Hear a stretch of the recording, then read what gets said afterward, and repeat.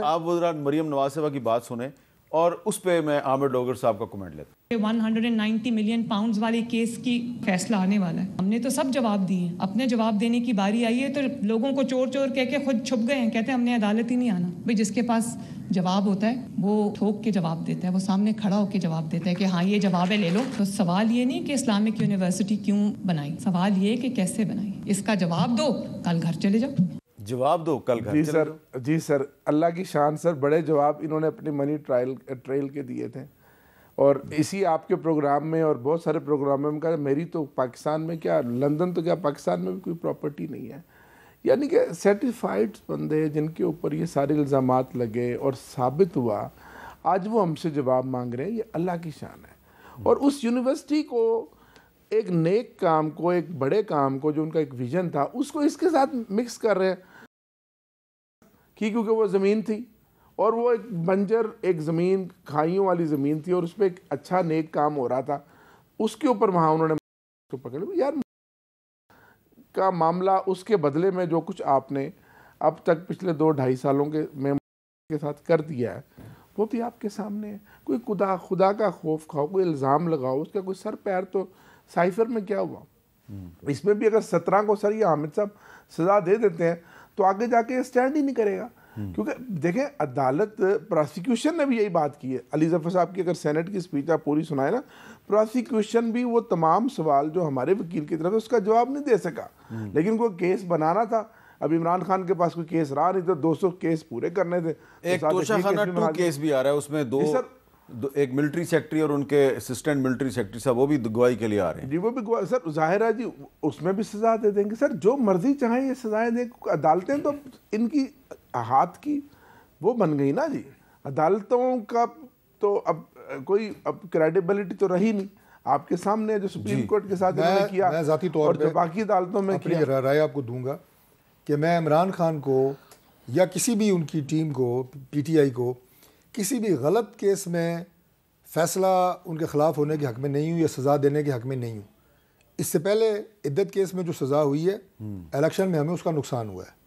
Let's admit that. हम political worker हैं, जहाँ चीज़ गलत है उसको गलत को गलत कहना चाहिए।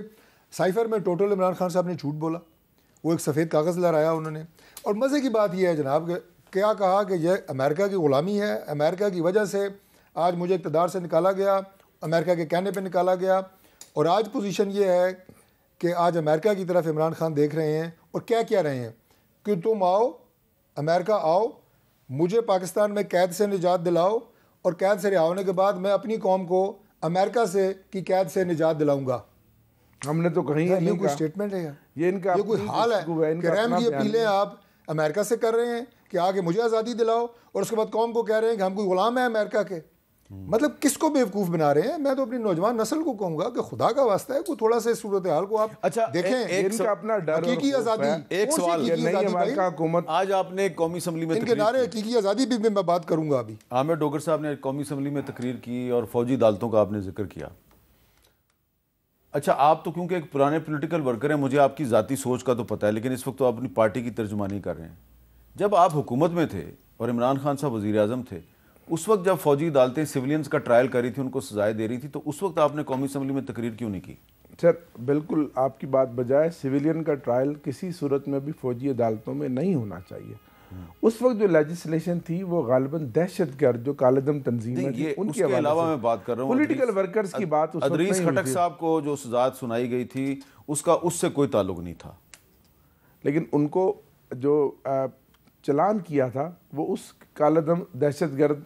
अच्छा, आप वो कह रहे हैं वो 21वीं तरमीम हुई थी उसके तहत जो अदालतें बनी थी, आज उसका जिक्र सुप्रीम कोर्ट में भी आया। पॉलिटिकल वर्कर को अगर आज मैंने स्पीच में यही कहा कि अगर मोहतरमा बेनज़ीर भुट्टो साहिबा भी होती, वो गो उन्होंने मेरा फ्लोर बंद कर दिया, तो आज उनकी रूह तड़प जाती। ये आपकी बात दुरुस्त है। पीपल्स पार्टी अपनी असली लाइन से हट गई है। नहीं, अभी नहीं हटी। पीपल्स पार्टी बड़ी देर से हटी हुई है। आज इसी का जिक्र हुआ जी सुप्रीम कोर्ट में, जो फौजी अदालतों का जो मामला था उस पर जो सुप्रीम कोर्ट में जो समाअत हो रही थी, तो उसमें सेनेट के साबिक चेयरमैन जो हैं मियां रज़ा रबानी साहब, उनका जिक्र आया कि उन्होंने 21वीं तरमीम को वोट दिया और फिर रो पड़े और उनके आंसू भी तारीख का हिस्सा हैं, ये कहा जस्टिस हसन अजहर रिजवी साहब ने। और जस्टिस जमाल मंदोखेल ने कहा अगर रज़ा रबानी वोट ना देते तो ज़्यादा से ज़्यादा उनकी सीट चली जाती। इस पे जो वजारत दफा के वकील थे ख्वाजा हारिस साहब, उन्होंने कहा उनके रोने की वजह शायद ये नहीं थी। जमाल मंदोखेल साहब ने कहा रज़ा रबानी ने खुद अदालत में बताया था कि उनके हाथ पाँव बंधे हुए थे। और उन्होंने मजीद कहा जस्टिस जमाल मंदोखेल ने उनकी 18वीं आईनी तरमीम के लिए बहुत खिदमात हैं, वो बड़े बासूल आदमी हैं, उनका वोट दे के रोना समझ आता है, उन्हें इल्म था कि उन्होंने दरअसल किया क्या था। तो जस्टिस मोहम्मद अली मदर साहब ने कहा वोट देने के बाद 2 साल तक वो नाराज भी रहे और इसके बाद जो है वकील वजारत दफा ने कहा मैं कोई तबसरा नहीं करता। तो क्योंकि जिक्र आया, डोगर साहब ने भी 21वीं तरमीम का जिक्र किया, आज सुप्रीम कोर्ट में समाअत के दौरान रज़ा रबानी साहब के आंसुओं का जिक्र हुआ, पॉलिटिकल वर्कर जो है वो किस तरह हाथ पांव जब उसके बंध जाते हैं तो उसकी आंखों से आंसू भी निकल आते हैं, लेकिन वोट वो फिर भी दे देता है फौजी अदालतों के हक में। तो वो जो आज रज़ा रबानी साहब के आंसुओं का जिक्र आया, मैंने कहा आज वो भी आपको दोबारा दिखा देते हैं। आज मैं समझता हूँ कि मुझे इस सेनेट में तकरीबन 10 से 12 साल हो चुके हैं, लेकिन शायद जितना शर्मिंदा मैं आज हूँ शायद इससे पहले मैं नहीं था। ये वोट पार्टी की अमानत थी, जो अमानत मैंने पूरी की। वोट पार्टी की अमानत थी जो मैंने पूरी की। तो पार्टी की जो असल लाइन थी उसका जिक्र नहीं किया उन्होंने। ये मेरी तनकीद है। आप भी जब हुकूमत में थे तो मेरे पास इमरान खान साहब के साथ मैंने इंटरव्यू किया, मेरे पास उनका क्लिप मौजूद है। 2017 का इंटरव्यू, उन्होंने फ़ौजी अदालतों की मुखालफत की। मैं चला नहीं सकता, आपको पता है, नहीं चला सकते इमरान खान का क्लिप हम। लेकिन जब वो वज़ीर आज़म बने तो उन्होंने अदरीस खटक समेत को तकरीबन 1 दर्जन से ज़्यादा सिविलियंस का ट्रायल किया। ये उस 21वीं तरमीम के तहत नहीं किया, बाद में भी वो करते रहे।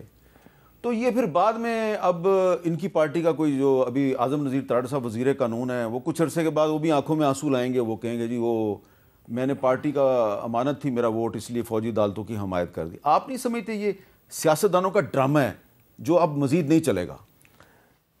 मीर साहब, बड़ी बदकिस्मती है अब, और अगर बात करें तो इस पर एक बड़ी लंबी बात हो जाएगी। ओवरऑल पार्टियों के अंदर जो वोट देने का सिलसिला है और जो जिस तरह से एक पार्टियों को एक तंजीम बननी चाहिए, एक लेजिस्लेशन पे, एक बिल पे एक मुकम्मल सैर हासिल गुफ्तगू होनी चाहिए, ब्रेन स्टॉर्मिंग होनी चाहिए, और फिर अंदर ये सिस्टम होना चाहिए कि जो भी बंदा पार्टी के अंदर वोट नहीं देना चाहता वो अपना आर्गूमेंट करे, काउंटर आर्गूमेंट करे। लेकिन जिस तरह की लेजिस्लेशन पाकिस्तान के अंदर, जो लेजिस्लेशन हमारे दौर में और जो इस दौर में हो रही है, स्पेशली इन एक साल में जो लेजिस्लेशन हुई है, अब ये लेजिस्लेशन को पब्लिक के लिए नहीं होती। टू बी ऑनेस्ट मैं बात कर रहा हूँ, ये लेजिस्लेशन होती है अपनी मुखालिफ पार्टी को दबाने के लिए और अपने इक़्तिदार को मजबूत करने के लिए, अपनी सीटों को दमाम बख्शने के लिए।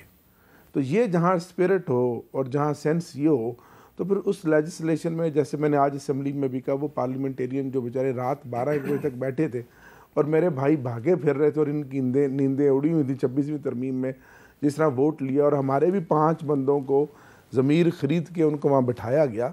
तो उस लेजिस्लेशन में फिर आपने इसी तरह की लेजिस्लेशन करानी है ना, कि जिससे आपकी ज़ात को फ़ायदा हो, मुल्क को फ़ायदा ना हो, आवाम को फ़ायदा ना हो, और वो कदरें सारी अब साइड पर रख देते हैं।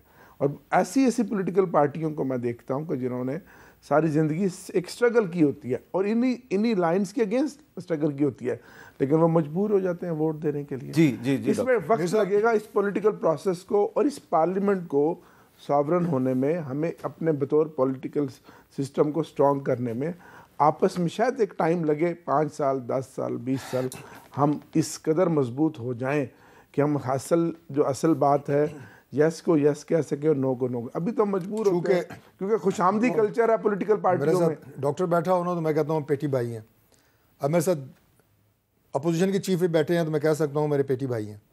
कोई और अगर होता पीटीआई का नुमाइंदा तो मैं कहता जी कि लुक हु इज़ टॉकिंग, यानी अपना दौर पीटीआई का गुजरा है, इन्हें नहीं मैं कहूँगा, अपना दौर गुजरा है। ये सारी चीज़ें एक दिन में पीटीआई 70 से लेके 120 तक लॉज पास करती रही हैं। जैसे कहते हैं ना बुलडोज़र चलाना, कोई कंसल्टेशन नहीं, यानी कंसल्टेशन तो दूर की बात है। मीर साहब आप तो माशाल्लाह यहाँ करीब तरीन हैं, सबसे करीब आप हैं पार्लियामेंट के। फिज़िकली भी और रवाबित के हवाले से भी।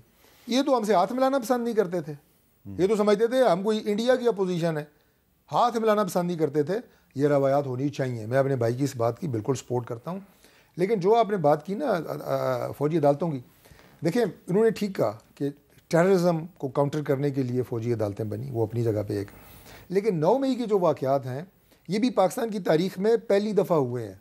मुझे कोई और आप बता दें कि आपके कोई 20 से ज़्यादा मुख्तलिफ़ शहरों में एक ही वक्त में आर्मी इंस्टॉलेशंस पे, शोहदा की यादगारों पे और फ़ौजी अफसरों के घरों पे हमले हों, तो ये एक प्लान की कमीशन बना दें या दूध का दूध पानी का पानी में है, आप लेके जा रहे हैं वहाँ पे, लेट्स सी, मुझे तो कोई एतराज़ नहीं है। लेकिन आप मुज़म्मत हो रहे हैं, जो कुछ हुआ आप उसमें आ रहे हैं, उसमें बने कमीशन भले बने। आपको 9 मई के वाक़यात पे कमीशन बनाने पे कोई इतराज़? मुझे कोई एतराज़ नहीं है। 26 नवंबर पे भी कोई इतराज़ नहीं है? मुझे 26 पे भी कोई एतराज़ नहीं है। वजह बता रहा हूँ, पॉलिटिकल वर्कर है इसलिए बिल्कुल मैं कायम हूँ इस पे, इसलिए कि मुझे इस बात पे कोई शक नहीं है कि 9 मई के वाक़यात 100% सोचे समझे मंसूबे के तहत एक प्लानिंग के ज़रिए हुए थे। बेशक कमीशन बने, जितनी मर्जी तहकीकात करें, बल्कि मैं तो कहूँगा कि उस कमीशन के बाद नताइज और जो असल हक़ाइक़ हैं कौम के सामने आए कि उसके मनसूबा साज कौन थे, उसके सहूलतकार कौन थे और कैसे ये प्लानिंग की गई कि 20 से ज़्यादा शहरों में एक ही वक्त में आप जो है वो दिफाई इंस्टॉलेशंस पे हमले करें। मुझे इसमें कोई डाउट नहीं है कि सोची समझी स्कीम के तहत हुए। अब गवर्नमेंट और दिफाई इदारों के पास इस 9 मई के वाक़यात के लिए ज़ीरो टॉलरेंस है, इसलिए फ़ौजी अदालतें बनी हैं कि इनका इमीडिएट ट्रायल हो। और ये अच्छी ज़ीरो टॉलरेंस है कि जो 9 मई के मुलजमान प्रेस कॉन्फ्रेंस करके तरीके इंसाफ छोड़ देते हैं, उनके खिलाफ कार्रवाई नहीं होती। अगर सबूत उनके खिलाफ है और छोड़ा गया उन्हें फिर तो जाती है। सैकड़ों कारकुनान नहीं पार्टी छोड़ते, लीडरान पार्टी छोड़ते हैं, लीडरान पार्टी छोड़ते हैं, कारकुनान पार्टी नहीं छोड़ते।